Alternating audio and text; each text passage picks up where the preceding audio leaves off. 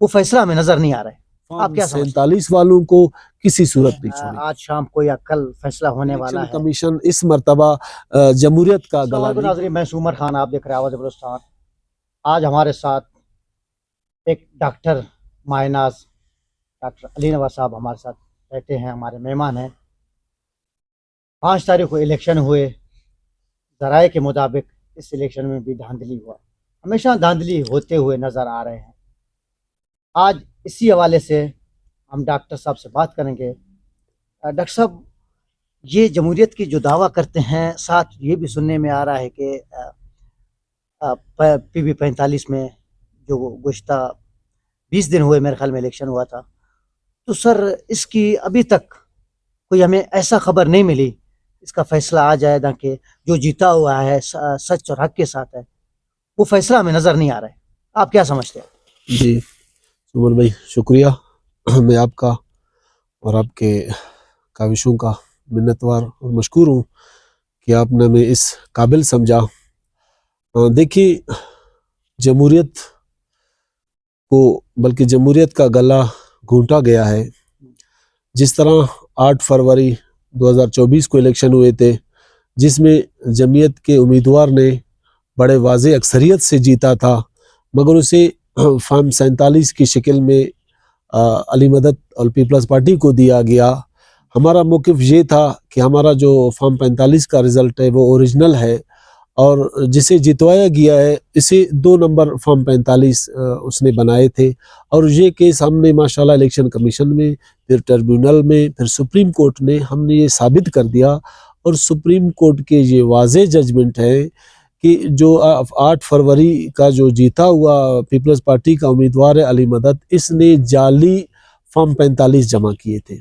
अब अगर आप इलेक्शन में देखें तो वो सादिक और अमीन ना रहे, मगर उसके बावजूद जब इलेक्शन कमीशन ने, हमारे ट्रिब्यूनल ने और सुप्रीम कोर्ट ने कहा कि आप इलेक्शन में चला जाए, हमने कहा मोस्ट वेलकम, क्योंकि हम एक जमहूरी लोग हैं। सर मैं माजरत आपकी बात काट रहा हूँ, ये जो अभी इलेक्शन हुए थे इस पे एक दफ़ा नोटिफिकेशन जारी हुआ कि अली मदद साहब जीत गए फॉर्म 47 के मुताबिक। फिर मीर उस्मान पिरकानी साहब ने जो दोबारा केस लगाया वहाँ पे इलेक्शन कमीशन पे, वहाँ पे उसको इसकी नोटिफिकेशन को कैंसिल कर दिया गया है। इसके बावजूद अभी तक जो फैसला नहीं आया। सर आप क्या समझते हैं?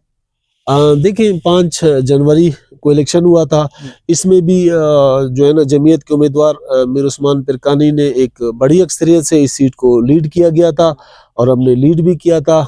मगर चूंकि आप खुद यहाँ पे थे, मीडिया यहाँ पे था, आप लाइव कवरेज कर रहे थे, DC ऑफिस को सील किया गया। DC का कोई इलेक्शन में रोल ही नहीं था, लेकिन उन्होंने जो है ना अपने इख्तियारात इस्तेमाल किए। DC ऑफिस को सील किया गया। RO इलेक्शन कमीशन का अपना नुमाइंदा था, उन्होंने फॉर्म 47 जारी किया था, सेम वो जो 8 फरवरी का इलेक्शन था उसी तरह। और हमारे पास प्रूफ थे फॉर्म 45 की शक्ल में, जो प्रेसिडेंट ऑफिसर, सीनियर प्रेसिडेंट ऑफिसरों ने हमें स्कूल से जो फॉर्म 45 दिए थे, और फॉर्म 44 भी हमें मिले थे। अब दोनों फॉर्म के बावजूद इन्होंने जो है ना DC ने और CM बलूचिस्तान ने अपने इख्तियारात इस्तेमाल किए, सरेआम उन्होंने जो है ना इदारों ने अपने आप को नंगा करके ये सीट अली मदद को दे दिया। क्योंकि हम जमहूरी लोग हैं, पुरअमन लोग हैं, हम इलेक्शन कमीशन के पास गए इस्लामाबाद में, हमने हमारे कायदीन ने, हमारे उम्मीदवार ने वहाँ पे फॉर्म 45 जो ओरिजिनल हमें मिले थे, फॉर्म 44 जो हमें ओरिजिनल मिले थे, हमने वो और दीगर जो हमारे पास इलेक्शन के हवाले से, जो हमारे विन के हवाले से मवाद थे, हमने वो इलेक्शन कमीशन में पेश कर दिए। हमारे जो न सेनेटर कामरान मुर्तज़ा जो कि कानूनदान भी हैं, वो ख़ुद वहाँ पे पेश हुए। इलेक्शन कमीशन को जो एहसास हुआ और उसने जो प्रूफ देखे, उन्होंने अपने नोटिफिकेशन जो अली मदद हक में किया था, उन्होंने उसको जो है ना कैंसिल कर दिया, और उसके बाद तमाम उम्मीदवारों को नोटिस किया गया। सर अभी आप क्या समझते हैं, आज शाम को या कल फैसला होने वाला है, आप लोगों का हक में फैसला होगा? देखिए, हम ये तो नहीं कह सकते हैं। अगर आप हक की बात करें, आप ओरिजिनल रिजल्ट की बात करें, क्लियरली है, उसमें कोई डाउट, कोई दो राया भी नहीं है कि वो हमारे हक में फैसला नहीं होगा, वो तो क्लियरली है।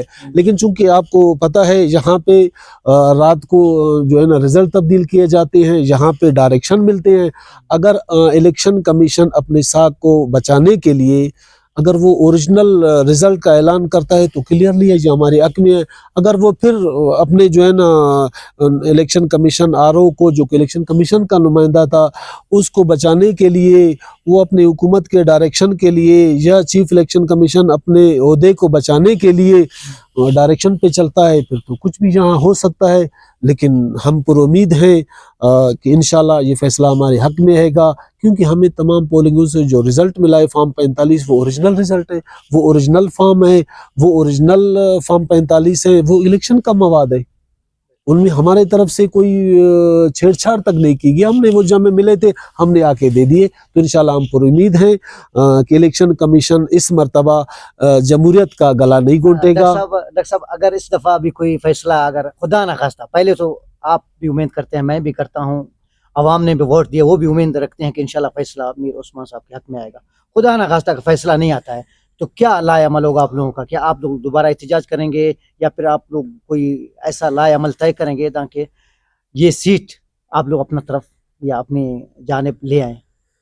देखिए, सबसे पहले तो इलेक्शन कमीशन का ये रोल है और ये उनकी जिम्मेदारी है कि वो पुरअमन और बेहतर इलेक्शन करवाए, ये उनकी जिम्मे है। और साथ साथ उनकी ये भी जिम्मे है कि वो इलेक्शन की मोरल और इलेक्शन की जो अवामी वोट है वो उनको अहमियत दे। अगर वो इलेक्शन को, अवामी वोटों को अहमियत देता है तो इंशाल्लाह में उम्मीद है हमारे हक में फैसला आएगा। अगर ये फिर भी हमारे अगेंस्ट ये फैसला देते हैं, हमने चूँकि शुरू में कहा कि हम एक जमीयत उलमा इस्लाम एक जमहूरी पार्टी है, जमीयत उलमा इस्लाम एक पुरअमन पार्टी है। हम थ्रू प्रॉपर चैनल, हमारे पास चूँकि इलेक्शन कमीशन है, इसके बाद हमारे पास ट्रिब्यूनल है, ट्रिब्यूनल के बाद सुप्रीम कोर्ट है। लेकिन मैं एक बात ये वाज़ेह करूँ कि जमीयत उलमा इस्लाम के कायदीन, जमीयत उलमा इस्लाम के वर्कर्स, जमीयत उलमा इस्लाम के सपोर्टर्स, अवामी वोटों पर जो डाका डाला गया है ये हम किसी सूरत नहीं छोड़ेंगे।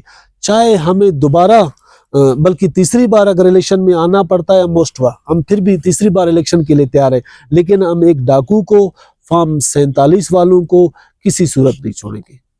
और हमारा पुरअमन एहतजाज और ट्रिब्यूनल, सुप्रीम कोर्ट, हम वो अपने हक इस्तेमाल करते रहेंगे और इंशाल्लाह अवामी वोटों का जो हकीकी नुमाइंदा है उसे हकीकी तौर पर इंशाल्लाह असम्बली में लाएंगे। डॉक्टर साहब, बहुत बहुत शुक्रिया टाइम देने का। देखते रहे नाज़रीन आवाज़ बलूचिस्तान।